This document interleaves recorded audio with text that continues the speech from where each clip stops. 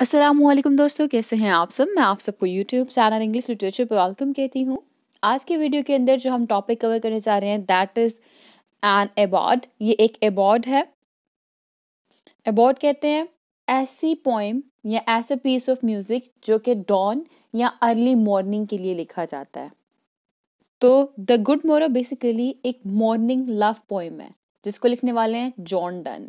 John Donne कौन थे, इनका राइटिंग स्टाइल कैसा था, इनके important theme as a love poet, as a metaphysical poet मैं सेपरेट लेक्चर में डिस्कस कर चुकी हुई हूँ। लिंक आपको डिस्क्रिप्शन में मिल जाएगा, आप उस लिंक के ऊपर क्लिक करके उस लेक्चर को अप्रोच कर सकते हैं। ठीक है, क्योंकि मैं इसको ऑलरेडी सेपरेट लेक्चर में इन डेप्थ डिस्कस कर चुकी हूँ, इसीलिए मैं इस लेक्चर के अंदर जॉन डन के बारे में इतनी बात नहीं करूँगी, ताकि हम जल्दी से जो हमारे रिस्पेक्टिव टॉपिक के इम्पोर्टेंट पॉइंट्स हैं उसको अच्छे से अंडरस्टैंड कर सकें। ये जो पोइम है ये 1590s के राउंड अबाउट लिखी गई थी, लेकिन इसकी पब्लिकेशन जो है वो 1633 में हुई थी। तो एनी हाउ टाइम को वेस्ट किए बगैर जो हमारा आज का लेक्चर है, जो लाइन बाय लाइन एनालिसिस है, वो करते हैं शुरू। जैसे कि मैंने आपको बताया था जब जॉन डन का लेक्चर डिस्कस किया कि उसमें जॉन डन ने 3 मोड्स ऑफ लव की बात की थी। फर्स्ट था सिनिकल, सेकंड था कॉन्जुगल एंड थर्ड वन था प्लेटोनिक। सिनिकल के अंदर ये एंटी विमेन नज़र आता है। कॉन्जुगल के अंदर ये मोस्टली मैरिड लाइफ के बारे में या फिजिकल लव के बारे में बात करता है। एंड प्लेटोनिक के अंदर हम लोगों को स्पिरिचुअल लव नज़र आता है। और जो हमारी रिस्पेक्टिव पोएम है ना, वो कॉन्जुगल लव के साथ डील कर रही है। आई वंडर, मैं हैरान होता हूँ, बाय माई ट्रूथ, मैं एक कसम खा के कहता हूँ, व्हाट दो एंड आई, कि तुम और मैं क्या कर रहे थे। कहता है कि तुम और मैं क्या कर रहे थे, मैं ये चीज़ कसम खा के कहता हूँ और मैं इस बात पे हैरान होता हूँ। किससे पहले? डिड टिल वी लव्ड, मोहब्बत करने से पहले। कि तुम और मैं मोहब्बत करने से पहले क्या कर रहे थे इतने सालों से। Were we not weaned till then. Weaned till then का मतलब होता है चाइल्डिश प्लेजर को एंजॉय करना। तो कहता है क्या हम लोग बच्चों वाली जिंदगी गुजार रहे थे, क्या हम लोग अपने चाइल्डिश प्लेजर के अंदर इंडल्ज थे। But sucked on country pleasure childishly. Country pleasure simple pleasures जो होती हैं, सिंपल थिंग्स जो होती हैं। तो कहते हैं did we only enjoy simple childish things, कि हमने सिर्फ और सिर्फ बच्चों वाली चीज़ों को एंजॉय किया है, उसी पे हम खुश हुए जा रहे थे। तो यहाँ पे वो ये कह रहा है कि मैं हैरान होता हूँ मोहब्बत से पहले हमने अपना वक्त किस तरह गुजार दिया। हमने तो अपना वक्त बच्चों की तरह जिंदगी गुजारने में गुजार दिया था। फिर कहते हैं बट सॉरी और snorted we in 7 sleepers den. यहाँ पे रिलीजियस रेफरेंस कोट किया है। क्रिश्चियंस के बिलीफ के अकॉर्डिंग एक केव के अंदर 7 स्लीपर्स थे जो कि 100 से 187 ईयर्स के राउंड अबाउट सोते रहे थे। तो इसने यहाँ पे एक रिलीजियस रेफरेंस कोट किया और उनसे खुद को कंपेयर किया। कहता है क्या हम 7 स्लीपर्स के साथ सोते रहे थे?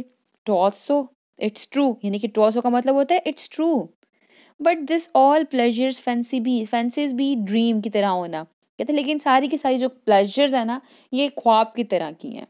फिर कहता है if ever any beauty I did see, यानी कि मैं किसी भी खूबसूरती को अगर देखना चाहता हूँ, विच आई डिजायर्ड, जिसकी मैं ख्वाहिश रखता हूँ, एंड गोट, और वो मुझे मिल भी गया, toss but a dream of the, वो सिर्फ और सिर्फ तुम्हारा ख्वाब है, वो सिर्फ और सिर्फ तुम हो।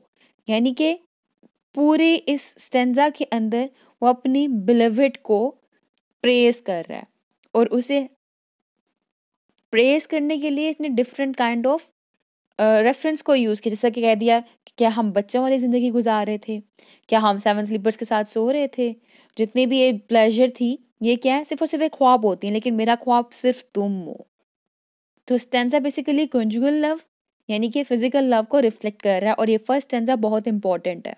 तो जो ये चाइल्डिशली है ना, ओल्ड इंग्लिश में इसको चाइल्डिश लाई कहते थे। जैसा कि अब हमारे पास टाइम स्कीम देखें, आई देन चाइल्डिश लाई, आई के साथ मिल गया साउंड ओल्ड इंग्लिश के अकॉर्डिंग।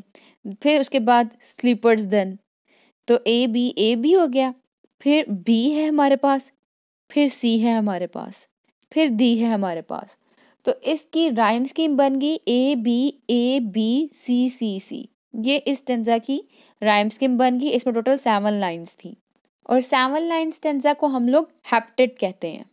फर्दर यहाँ पे जब चाइल्डिशली का यूज़ किया उसने, तो मीन्स उसने कंसीट यूज़ किया, और कंसीट क्या होता है, एक फार फेच सिमिली, ऐसा कंपैरिजन जो समझ ही ना आए। तो इसने अपना और अपने बिलीवेड का कंपैरिजन एक चाइल्डिशली लाइफ से कर दिया था यहाँ पे, कि before love they were living life like a child. अब है next stanza, and now good मोरो टू ऑवर वेकिंग सोल्स। जैसा कि मैंने आपको बताया था कि वो सॉन्ग्स जो कि मॉर्निंग को या डॉन के टाइम को डेडिकेट किया जाए उसको अबेड कहते हैं, और ये एक अबेड है। यहाँ पे गुड मोरो का वर्ड आ गया है। यहाँ पे वो ये कह रहा है कि अब हमारी जो स्लीप है वो ख़त्म हो चुकी हुई है और हम लोग उठ चुके हुए हैं, इसलिए गुड मोरो, सुबह बखैर, ठीक है। एंड नाउ गुड मोरो टू ओवर वेकिंग सोल्स, और अब जो हमारी उठती हुई रूहें हैं, जो हमारी सोल्स हैं, उनको सुबह बखैर, उनको गुड मॉर्निंग। हमारे हार्ट्स, हमारे सोल जो हैं वो जाग चुके हैं, हमें उनको गुड मॉर्निंग कहना चाहिए और उनको सारी की सारी हैप्पीनेस के लिए रेडी रखना चाहिए। हमारी सोल जो है क्या करता है आगे, which watch not one another out of fear. जो हमारी सोल है वो एक दूसरे को फेयर या सस्पिशंस के साथ नहीं देख रही। हमारे पास एक दूसरे से डरने के लिए या खौफ फील करने के लिए कोई भी रीज़न नहीं है। We have no reason to feel afraid of anything और to feel suspicious of each other. फिर है for love, all love of other sights controls. यानी कि जब इंसान को आपस में मोहब्बत हो जाती है ना, जब वो एक दूसरे को देख रहे होते हैं, तो उनको किसी और चीज़ को देखने की ज़रूरत नहीं पड़ती। यानी जब दो लोगों को मोहब्बत हो जाती है तो उनको किसी और चीज़ की साइट, किसी और चीज़ को देखना अच्छा लगता ही नहीं है, उसमें इंटरेस्ट रहता ही नहीं है, except the sight of each other. तो कहता है हम हमेशा एक दूसरे के करीब रहेंगे। कहता है and makes one little room and everywhere. Again microcosm का कॉन्सेप्ट मैंने आपको बताया था प्रीवियस लेक्चर के अंदर भी। माइक्रोकोज्म क्या होता है कि जब एक छोटी सी चीज़ आपके लिए पूरी दुनिया बन जाती है, ठीक है, एक छोटी सी चीज़ आपके लिए सब कुछ ही बन जाती है। तो कहता है हाँ, हम लोग एक छोटे से कमरे के अंदर हैं, लेकिन ये जो कमरा है ये हमारे लिए एक माइक्रोकॉज़म है ऑफ द होल वर्ल्ड। ये पूरी दुनिया के लिए, पूरी दुनिया का हमारे लिए एक माइक्रोकॉज़म है। यानी कि this room is enough for them, ये रूम इनके लिए पूरी दुनिया के बराबर है, क्योंकि ये हम इस कमरे में मौजूद हैं। इट मीन्स कि हम हर जगह मौजूद हैं। वजह क्या है, हमारी मोहब्बत। जो प्लेजर है हमारी मोहब्बत की, जो हम एक दूसरे से प्यार करते हैं, वो जितने भी प्लेजर्स हैं, जितनी भी जॉयज़ है इस दुनिया की, वो सब के सब एग्जिस्ट करती है हमारी मोहब्बत के अंदर ही। फिर कहता है let sea discoverers to new worlds have gone. कहता है जो सी डिस्कवरर होते हैं, जाने दो, उनको नए वर्ल्ड को एक्सप्लोर करने दो। Let maps to other worlds on worlds have shown. कहता है जो मैप मेकर होते हैं, जो कार्टोग्राफर्स होते हैं, उनको भी मैप्स बनाने दो, उनको भी नए से नया वर्ल्ड जो एक्सप्लोर करने दो और दिखाने दो। Let us possess one world, each hath one and is one. कहता है let us possess one world, यानी कि हम दोनों जो है ना वो एक ही वर्ल्ड रखते हैं। तुम्हें और मुझे जो है ना सिर्फ एक ही वर्ल्ड चाहिए। वो क्या है, तुम अपने आप में एक वर्ल्ड हो, मैं अपने आप में एक वर्ल्ड हूँ। जब हम दोनों इकट्ठे होते हैं तो हम दोनों इकट्ठे होके एक सिंगल वर्ल्ड बनाते हैं, जो कि हम दोनों के लिए इनफ है। हम लोगों को कहीं और जाने की ज़रूरत नहीं है, हम लोगों को कोई और दुनिया देखने की ज़रूरत नहीं है। हम दोनों जब इकट्ठे हैं यही हमारी दुनिया है, and that is enough for us. और इस स्टेंजा की राइम स्कीम भी ABABCCC हुई। और इस स्टेंजा में उसने जियोग्राफिकल कंसीट यूज़ की है जॉन डन के अंदर। अगेन ये भी हैप्टेट है, इसमें भी 7 लाइंस हैं। तो हम लोग को इसके अंदर फिगर ऑफ स्पीच के एलिमेंट भी नज़र आ गए हैं कि बहुत ज़्यादा फिगर ऑफ स्पीच यूज़ करते हैं। कंसीट्स का यूज़ नज़र आ गया हम लोगों को, जो कि अगेन फीचर है मेटाफिजिकल पोइट्री का। जैसे कि पीछे रिलीजियस कंसीट यूज़ की थी इसने जब 7 स्लीपर्स की बात की थी। अब इसने जियोग्राफिकल कंसीट यूज़ की है जब इसने वर्ल्ड की बात की है। और फर्दर मोर जो हमारी पोइम की टोन है ना, वो हम लोग को ड्रामेटिक मोनोलॉग के अंदर नज़र आ रही है। ठीक है, अब हम चलते हैं आगे, देखते हैं नेक्स्ट थर्ड स्टेंजा के अंदर क्या कहा गया है। कहता है माई फेस इन दाइन आई, दाइन इन माइन अपेयर्स। कहता है मेरी जो आंखें हैं, मेरी आंखों में तुम्हारा चेहरा, और तुम्हारे चेहरे के जो तुम्हारे चेहरे पे मौजूद आंखें हैं, उन आंखों में मेरा चेहरा नजर आता है। और फिर कहते हैं and true plain hearts do in the faces rest, कहता है जो एक दूसरे के चेहरे की रिफ्लेक्शन हम लोगों को एक दूसरे की आंखों में दिखाई दे रही है, वो हमारे सिंपल और ट्रू हार्ट्स को रिवील कर रही है। हम दोनों एक दूसरे से सच्ची मोहब्बत करते हैं, हमारी म्यूचुअल सिंसियरिटी एक दूसरे के चेहरे के ऊपर दिखाई देती है, जो हमारे एक दूसरे की आंखों में अभी रिफ्लेक्शन नजर आ रहा है उस सिंसियरिटी का। फिर कहता है where can we find two better hemispheres without sharp north without declining west, कहते हैं हम इस दुनिया में कहाँ बेटर हेमिस्फीयर ढूंढ सकते हैं, यानी कि जो लवर्स के हार्ट हैं they are the better than anything, वो हर चीज़ से बेहतर हैं। जो लवर्स के हार्ट हैं वो मिलकर फुल हेमिस्फीयर बनाते हैं। हेमिस्फीयर किसका? ऑफ लव, मोहब्बत का। यानी वो यहाँ पे ये कह रहा है कि हम दोनों इकट्ठे होकर एक बेहतरीन वर्ल्ड, एक कंप्लीट वर्ल्ड बनाते हैं। तुम जो हो एक हेमिस्फीयर हो और मैं जो हूँ कहीं ना कहीं एग्जिस्ट करता हूँ उस हेमिस्फीयर। हेमिस्फीयर कहते हैं a half of a sphere, एक स्फीयर का जो हाफ होता है ना उसको हम हेमिस्फीयर कहते हैं। तो कहते हैं तुम उस हेमिस्फीयर के अंदर कहीं ना कहीं एग्जिस्ट करते हो, मैं भी कहीं ना कहीं एग्जिस्ट करता हूँ। तो तुम और मैं जो है ना वो बेहतर हेमिस्फीयर्स हैं than the hemispheres of the earth, यानी कि ज़मीन के कौन से हेमिस्फीयर है? नॉर्थ पोल हो गया, वेस्ट पोल हो गया, ठीक है, ये दोनों मिलके बना रहे हैं ना अर्थ, मतलब ये भी पार्ट है अर्थ के। तो कहते हैं इनसे कई गुना बेहतर, यानी कि जियोग्राफिकल हेमिस्फीयर से कई गुना बेहतर लव का हेमिस्फीयर है, और वो लव का हेमिस्फीयर हम दोनों के मिलने से बनता है। क्योंकि कहता है अर्थ के हेमिस्फीयर्स के अंदर बहुत से फ्लॉज हैं, जैसा कि अगर हम नॉर्थ पोल की बात करें वहाँ पे बहुत ज़्यादा ठंड होती है और वहाँ पे कोई भी लाइफ एग्जिस्ट नहीं करती। अगर हम वेस्ट की बात करें जहाँ पे सूरज जो है वो सेट करता है, ग्रूब होता है, तो वेस्ट जो है वो सिंबलाइज कर रहा है डिक्लाइन और डेथ को। कहते हैं लेकिन तुम और मैं हम दोनों फ्लॉलेस हैं, you and I are not subject to decline और डेथ, दैट इज़ वाई ये दोनों मीन्स इन दोनों का जो हेमिस्फीयर है that is why best hemisphere है। तो खुद को यहाँ पे ये अर्थ के हेमिस्फीयर के साथ कंपेयर करके कहता है कि इनकी जो मोहब्बत है वो बहुत बेहतर है। और यहाँ पे हेमिस्फीयर की इसने अगेन कंसीट यूज़ की है खुद के लव को एक्सप्रेस करने के लिए। देन है हमारे पास line whatever dies was not mixed equally.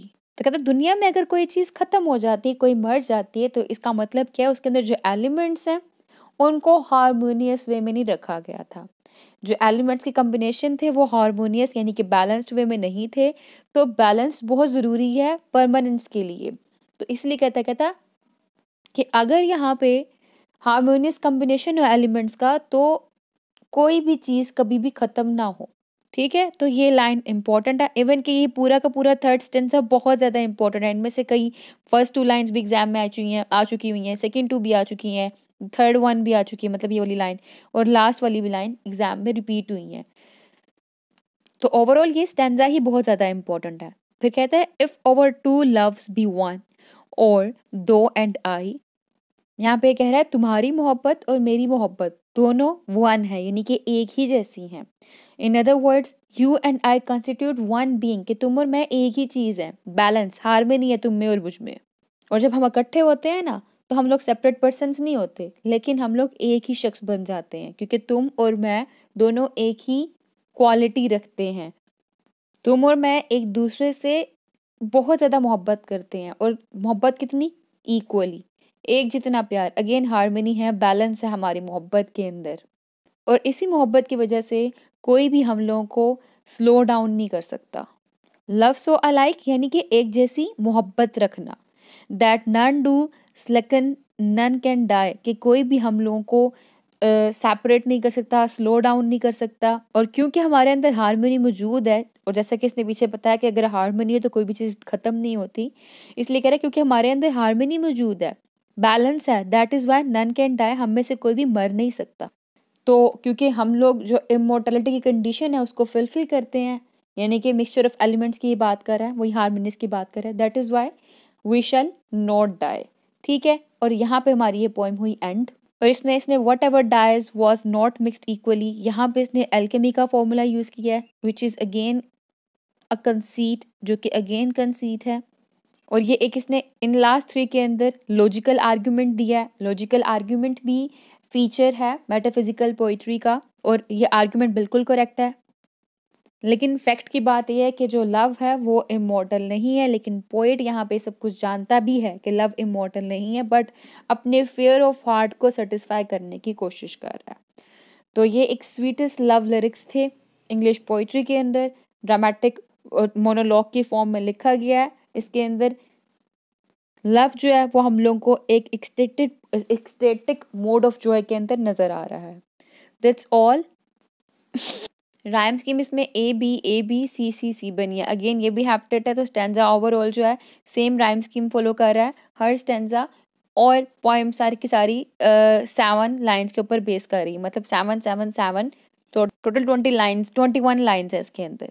That's all. I hope कि आपको आज का लेक्चर अच्छे से क्लियर हो चुका होगा, इसमें कोई भी कन्फ्यूजन बाकी नहीं रही होगी। वीडियो पसंद है वीडियो को लाइक भी करिएगा, हमारे चैनल को सब्सक्राइब करना मत भूलिएगा। Stay tuned with us, take care.